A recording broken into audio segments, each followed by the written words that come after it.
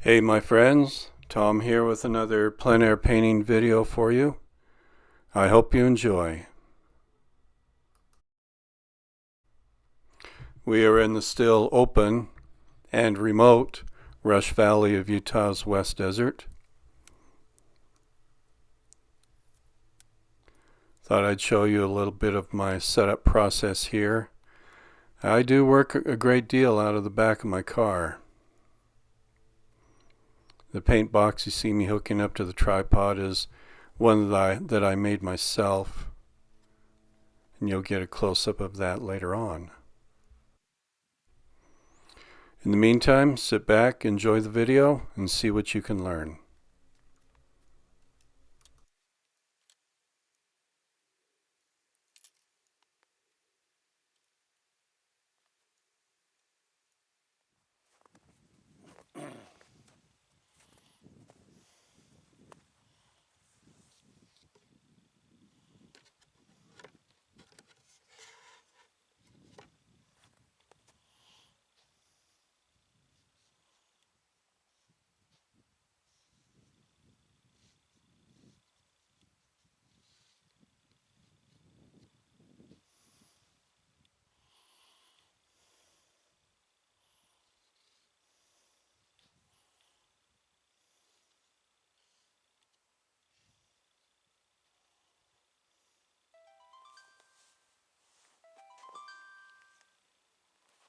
Hello. Yeah, you caught me out in the middle of the desert painting.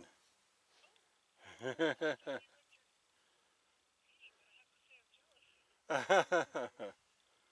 you're fine. I was going to call you.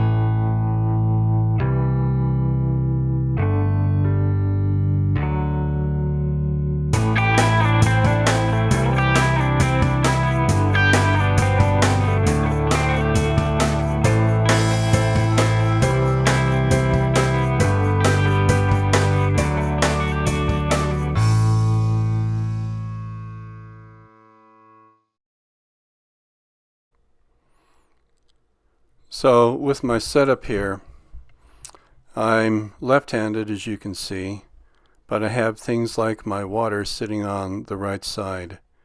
That's a little counterintuitive, but there's a method to my madness here. What I'm trying to do is actually keep my space on the left side of my whole arrangement and setup as open as possible on the left, so I'm not clunking and running into things and knocking brushes over or spilling my water. So I actually prefer to reach across as a way of just keeping all that space clear for maneuverability while painting.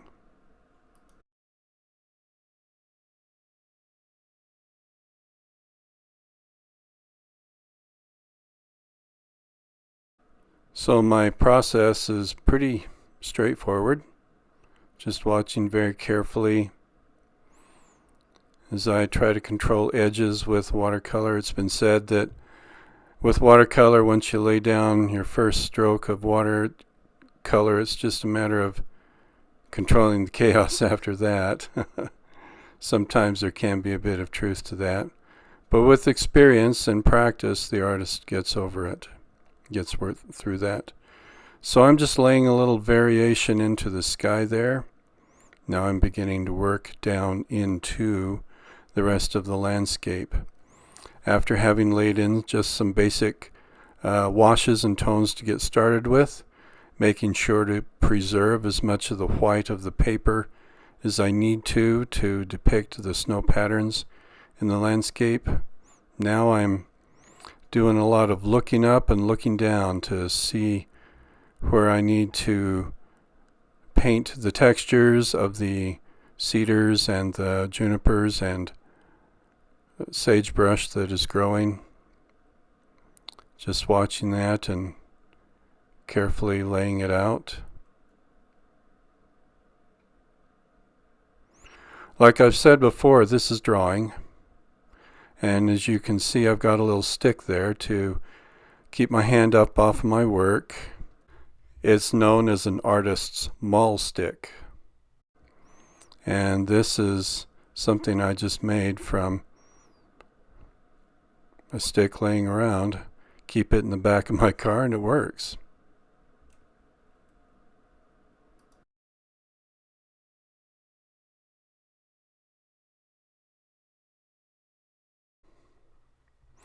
So as I'm working along here, I'm carefully watching the textures that I lay down over the top of the background, colors and tones. I'm just thinking in terms of abstract patterns that I can lay down to serve as symbols for the things that I'm seeing in the landscape before me. As I've said in the past, I'll say it again, this is a plein air study. And with that being the case, I'm not looking for perfection. I'm looking for something that gives me enough in the way of notations that I can take back to the studio and have information to continue to work with, for the sake of making a larger studio painting.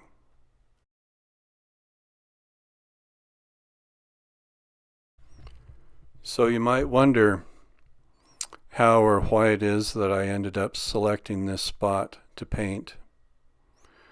My experience has been that when I drive out into the open landscape for a day of plein air painting like this, if I wait to get and be inspired by what I see, I could literally drive all day and actually probably not find anything. Sometimes I have to get started to be inspired. I have to get going to start seeing what the scene will unfold to me as I'm looking at it and studying it through the use of paint and brush. And pretty soon, after a while, the magic of the moment starts to reveal itself to me, and the magic of the scene. Every bit of landscape on this earth is beautiful in the right light and at the right time of year or day. You just kind of have to be sensitive to it, and that's what I try to be. But like I've said before, if I try to wait for inspiration, it's not going to come. But if I pull over, pick a spot, and start painting, inspiration almost always comes. And that's what's exciting about what it is that I do and what I enjoy. So this, along with a photo, will serve as what I need to go back into the studio and do a finished studio piece. And again, like I've shared in past videos, I have this little mantra, watercolor mantra of mine: light to dark, top to bottom, back to front, and from general to specific. So as I'm working here, I'm working from general to specific, and I'm putting in some pretty small marks now, just laying in the textures of the scene before me and laying down what's really just abstract marks. And we'll build on those until I feel like I've reached a point of completion with this.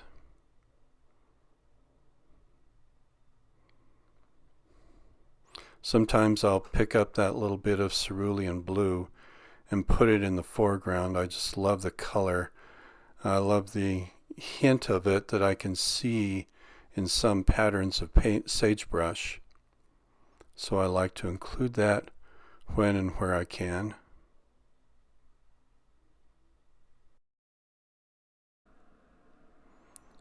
So yeah, now I'm getting down to smaller brushes, which means we're starting to come to the end. So I hope you enjoy the rest of the painting.